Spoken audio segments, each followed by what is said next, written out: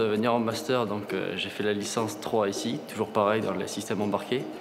Et avant la licence 3, je viens d'une licence professionnelle que j'ai faite à la suite d'un BTS électronique.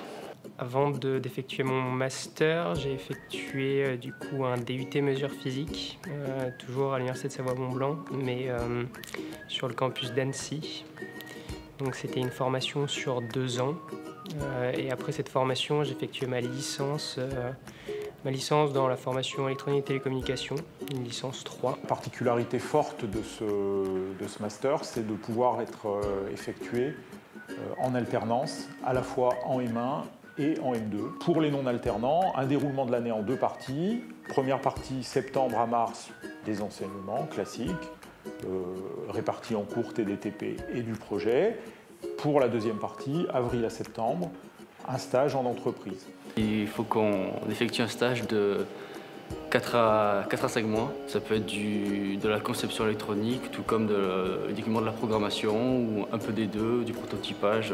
Dans la société au sein de laquelle j'effectue mon alternance, ma principale mission, c'est de faire du développement hardware et software, donc ce qui consiste à réaliser des circuits, des PCB, afin de réaliser des applications. Au niveau du rythme d'alternance, donc on est 2 jours en cours et 3 jours en entreprise. Donc ça c'est pendant toute la période scolaire qui va de septembre à avril. Et après on est toutes les semaines en entreprise. En ce qui concerne les cours, les cours s'articulent en 2 parties. Donc on a d'abord tout l'aspect théorique qu'on aborde, donc avec des cours magistraux puis des TD. Et après on applique les notions vues en cours durant des travaux pratiques.